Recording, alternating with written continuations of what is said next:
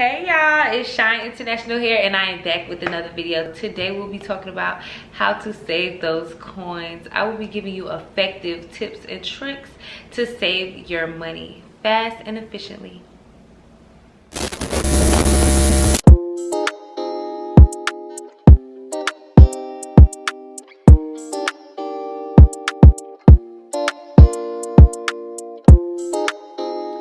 If you haven't already, make sure you subscribe and hit that bell so you can get notified every time I drop some new heat. Join the international game.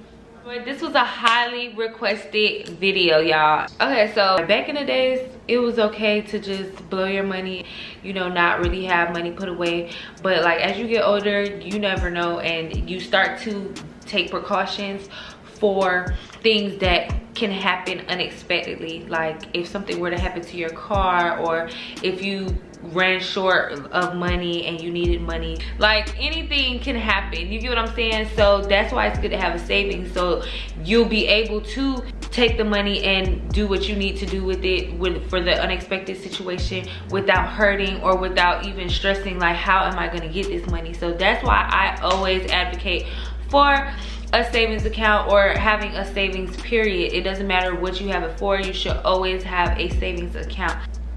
It's my eyebrows that are horrendous, but it doesn't matter.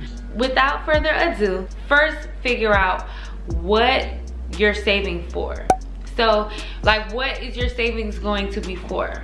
Back in the days, like when I was like 20, 21, 19, 20, 21, I used to save for certain occasions. Like if my birthday was coming up, I would put money aside for my birthday, or if I wanted to go on a trip, just anything. Identify what you're saving for, okay?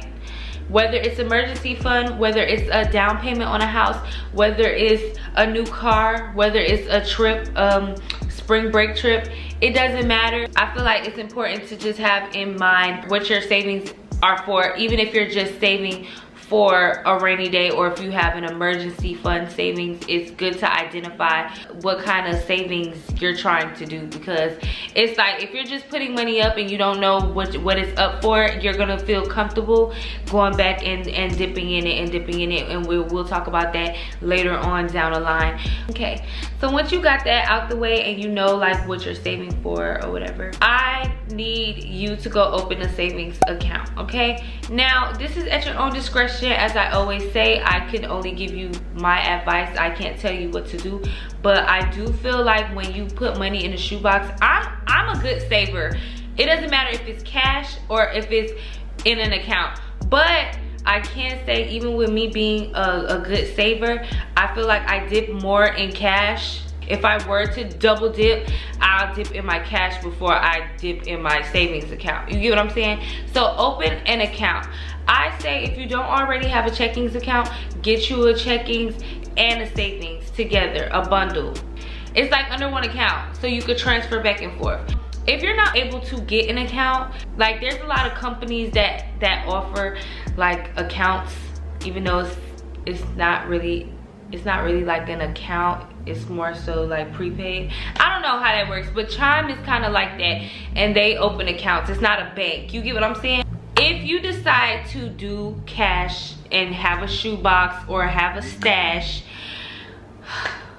first and foremost, if you do not live alone, please have a good hiding space, somewhere that nobody knows, even if you do live alone, because like God forbid somebody were to break in your house and they just, or somebody, maintenance people come in your house and take all your money. I just like to think like that. So I've always put my cash stashes like in a good hiding spot that even sometimes I forget about. And you actually do want to forget about it, but with cash, don't forget to the point where you're going 6 months, because if it does happen to go missing, you want to know. So I always check on my cash like once a week. I ain't even gonna flex, but don't touch it, okay? So those are like the top 2 things that anybody could do. Now what I'm about to get into is different ways, different strokes for different folks, different strategies for different incomes. Some people work jobs, some people are entrepreneurs. So it's like, do what you can, and it definitely depends on your load, on your bills, on it's like there's so many determining factors when it comes to saving and how much you're able to save, and you don't want to put money away and then have to go back and get it. So it's like putting extra money that you won't miss away, okay? So now, when it comes to my 9-to-5ers, love you guys. Y'all are essential. Don't let nobody try to knock you down and make you feel like you have to own a business or you have to be an influencer, or no. If you're comfortable, if you have a career, do you, boo. Like, everybody makes the world go round. So this example that I'm about to do, mind you, plugging your numbers and plugging for your, like, to fit your situation. Let's say every 2 weeks your check is $2,500, right? I'm getting my calculator out. So every 2 weeks your check is $2,500. That means you bring in,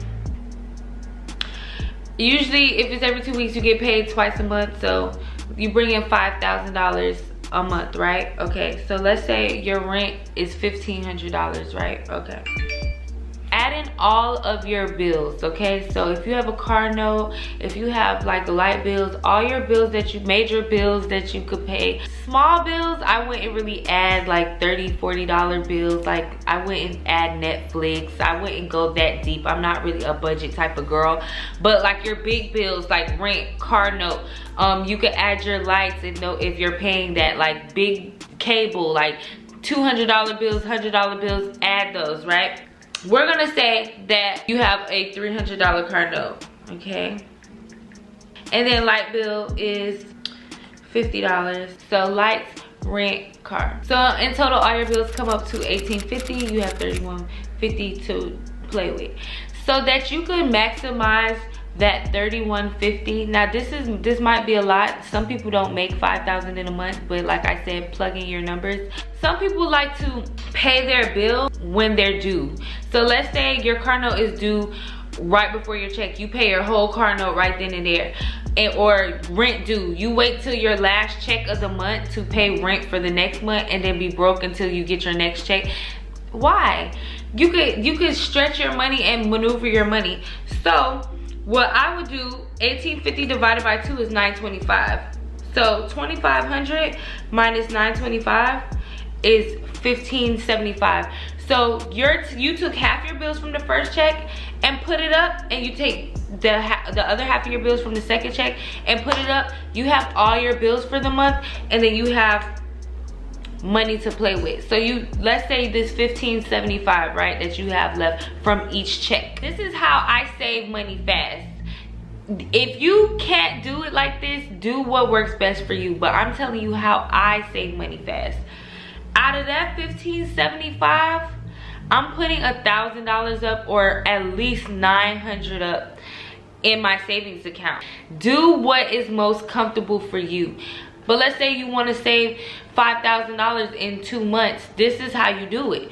If you save a $900 and you work with your $600 for the 2 weeks until your next paycheck, so that means you might have to cut down on eating out or cut down on expenses, like only spend on what you need.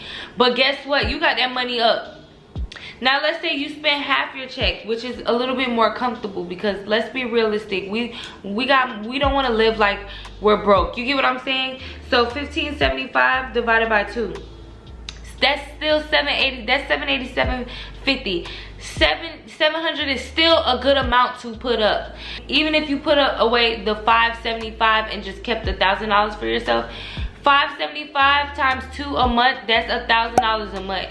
So if you get my drift, it's just like, how much are you willing to put away? So with me, I'm gonna tell y'all straight up, especially when I'm single, I save the best, because I don't have to pay for nobody else. I don't have to think about anybody else. I don't have any children, so it's literally just me. I will put up 1,000 and work with the 575 for the 2 weeks. But like I said, do what is comfortable to you.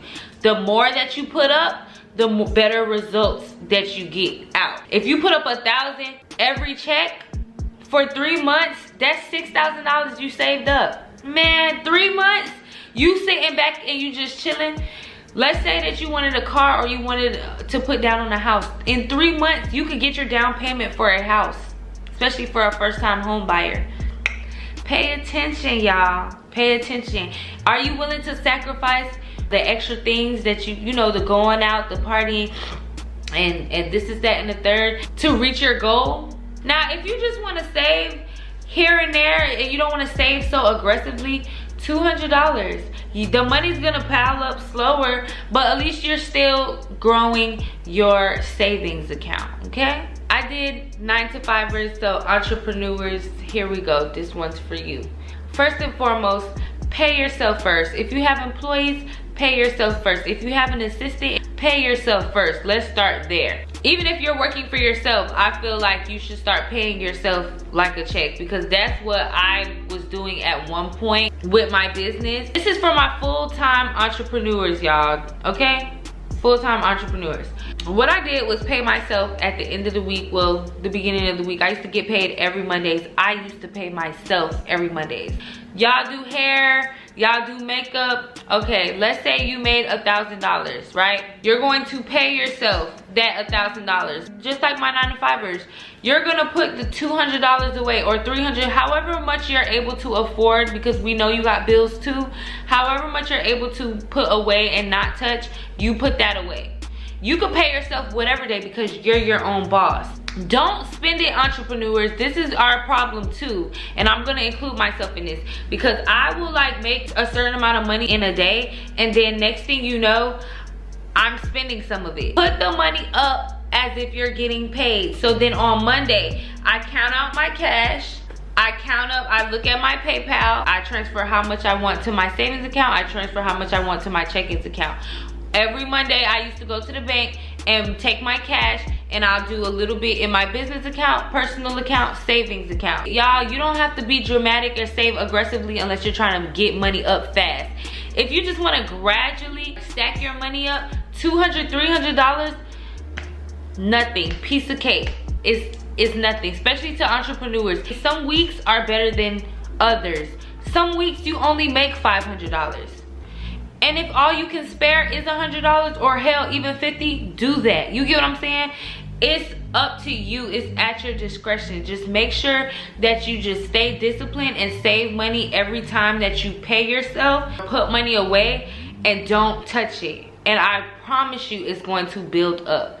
And then with entrepreneurs, another saving technique is not spending majority of your money coming in. You're flipping it, okay? So if you sell hair, you made $800 from selling hair, but you spend $300 on the wigs. Your profit is $500. You don't want to spend your profit. You want to be able to buy more hair. When you first start, the margins are close. $500 profit, that's good, but it's not enough to live off of. You get what I'm saying? So once you just keep flipping, and you be disciplined with your flipping, you create a big margin of profit, where so now, okay, now you could do this, do that, and still have enough money to re-up with no issues and have money left over, okay? All right. So for my high schooler, college students, people that are in the middle of things, that are just trying to get their life together, they're just trying to get on a good foot, I would encourage saving money. Like if you don't have any bills, I would encourage saving any little bit of money that you get. Split it in half. If you just got $100 from doing a gig, save 50. Keep the other 50 for yourself. And then you'll start to see it. Before you know it, you got $500. And if you stay consistent, that $500 turns into $1,000. Stay consistent, do what works for you, put away what you can. Some weeks will be different than other weeks. I don't save $1,000 every week or whatever. Like, I save what I can and what I feel like it, honestly. Like, it's like, some days I feel like spending my money. I'm being so honest with y'all. But I do try to save something from every time I pay myself, okay? So after you figure out how much you're going to save, you're going to put that money that you save in your savings account. Don't touch that money. Don't dib and dab. This is why I say do what is comfortable for you. Because if you can't survive off of $500, $575 in 2 weeks, be realistic now. Like, be realistic. Then you need to bring it down a notch. Maybe you just need to save that $575, because this is the issue that people have with saving money.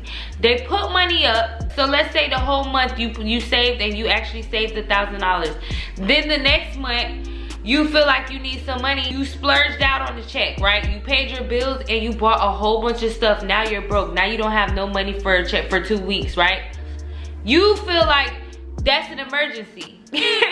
That's not an emergency. You're not supposed to go dib and dab in your savings account every time you're broke. I'm sorry, that's not it.